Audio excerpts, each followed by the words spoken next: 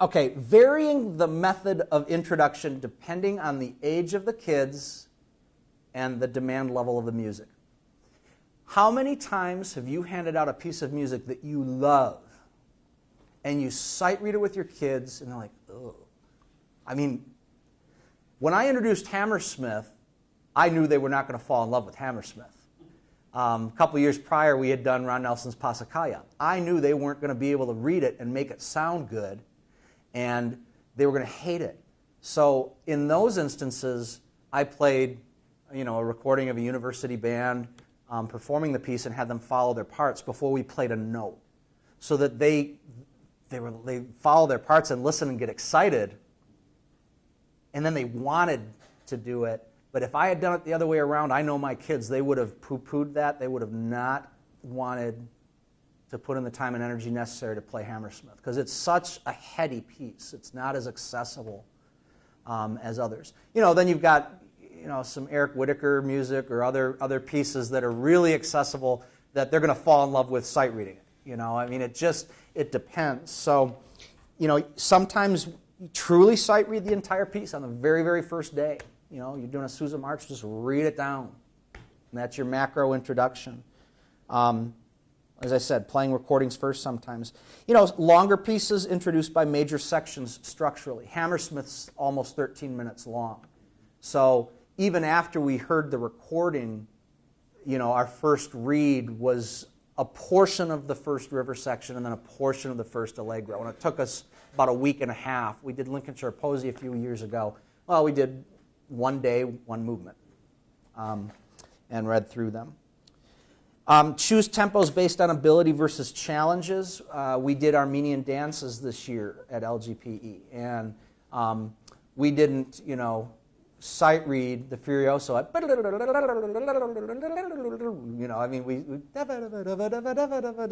we sight read it at a tempo where they could be somewhat successful in their navigation of the parts, so that they didn't feel defeated when they first attempted the piece. There's so much psychology to what we do, it's not even funny. And understanding, we have to remind ourselves, again, trombonist, I used to hate playing Bach. I used to hate playing anything that didn't give me something. I loved Sousa marches.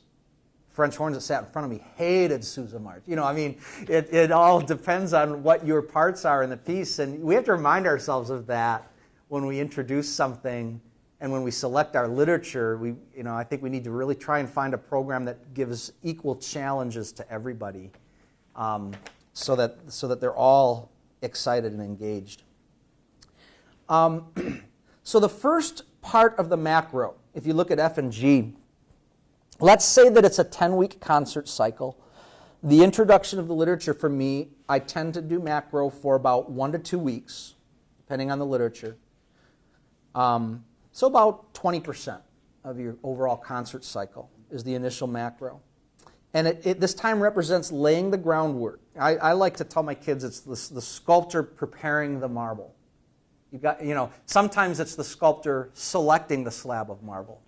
You might be reading 6 pieces that you are going to narrow down to 4 for a concert. Well, you're taking the time to say which of these slabs of marble best fits what we want to create this time, and you haven't even made a chisel stroke yet. You're just making the selection at this point, and you're polishing it and getting it in the right humidity and whatnot, so that first chisel stroke doesn't, crack it right down the middle, kind of thing. Does that make sense? So 3 is an early macro sample lesson plan. So that would be the second to the last page. It says early macro sample lesson plan. I'll see where that is. So I am incredibly, incredibly anal retentive. My kids make fun of this all the time. I'm obsessive compulsive, anal retentive. If I see a little piece of paper, like right now, if I were running a band rehearsal, I couldn't do it efficiently until I did this. If there's a little piece of paper between my trumpets and my flutes, and I see it, I will fixate on it, because that's not the rehearsal environment that I want, until I find a reason to walk over there. And the kids pick up on this, and so, they'll once in a while go in my office and just drop a little piece of paper and see how long it takes me to pick it up. But I'm the same way with pacing now. I didn't used to be. But I know myself, and I know how obsessive compulsive I am, and it's a struggle for me. The macro part of the process is a struggle for me. And I'll get bogged down if I don't plan it out to the minute. So this early macro sample lesson plan, this would be on the board when they walk in the room. And it has the times, 11:45, 12 p.m., 12:10. And I watch that clock, and if I'm not done with what I'm doing, oh well, I move on. Otherwise, I won't get to sight reading Hammersmith down there at the bottom, because I spend so darn much time on Etude 89. So in the initial stages of the macro, I want you to notice that the fundamentals account for everything right up to playing the recording of Hammersmith. It's long tones, chorales, interval expansions, chorale number 8, group tuning, Etude 89, stressing the technique involved, and then we sight read an original suite, and the Etude 89 corresponded with the technical demands of an original suite.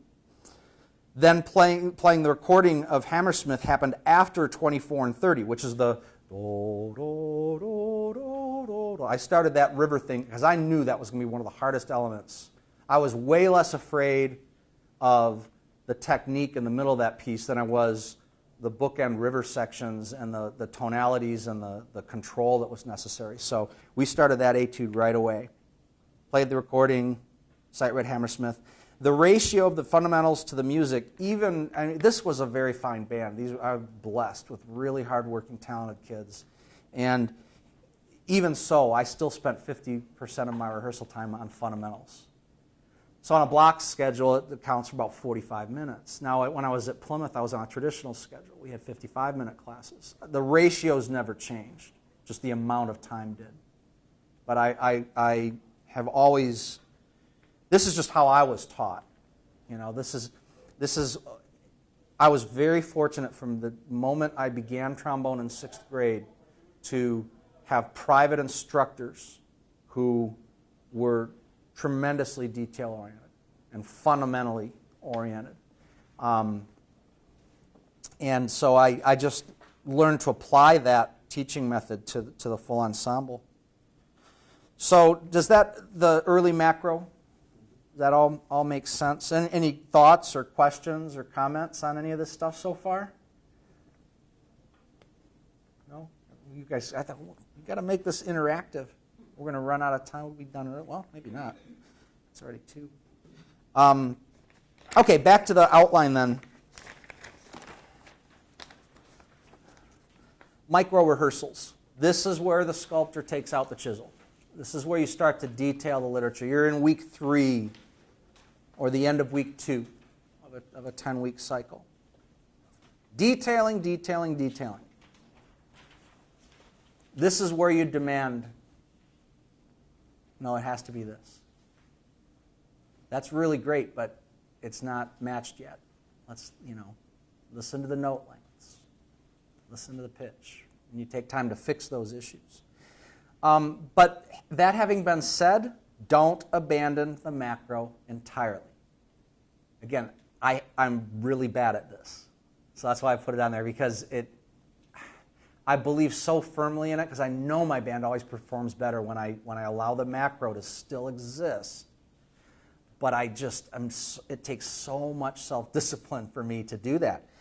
So what I mean by that is begin with the big picture. So let's say, I'll use the literature that's in the outline. Let's say I was going to spend 20 minutes detailing letter C to letter E of the Marchman original suite. Okay? Well, I'm not going to start at letter C. I'm going to start at letter B, and I'm going to run from B, not to E, but from B to F. So here's, in the micro, when I say don't abandon the macro, let's say that this is C, rehearsal C, in their sheet music, and this is rehearsal E, and I know I'm going to be fixing this. I'm going to be detailing this. I still start here and end here because I want them to learn how to navigate in and out of that major section. So the first thing I do isn't, I want to fix these 16th notes and these 4 measures. Go. Let's start at letter B. Let's run to letter F. And what that does, if I'm going to focus in this 20 minutes on my flutes, clarinets, and oboes, it still keeps the whole class engaged right from the beginning.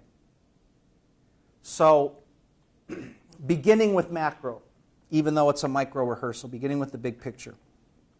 Work the detailing per the plan. So, this is where I love the analogy of the sculptor, walking up to that slab of marble, giving one stroke and chiseling, and then stepping back to prepare the next one. So that stepping back is, I might spend 4 minutes with my woodwinds on these 8 measures, and then I know my trombones are getting bored. Now, I may not go all the way back to B. Let's say I was working from letter D to the 8th bar of D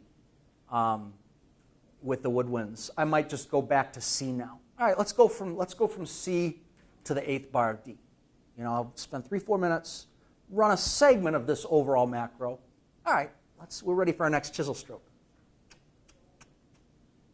Run back, so maybe the first chisel stroke was here. Maybe the second chisel stroke was the low brass on the transition into E. I don't want to keep focusing just on one. If I'm going to micro one area, I'll give it a little time, do a macro, then micro another little area.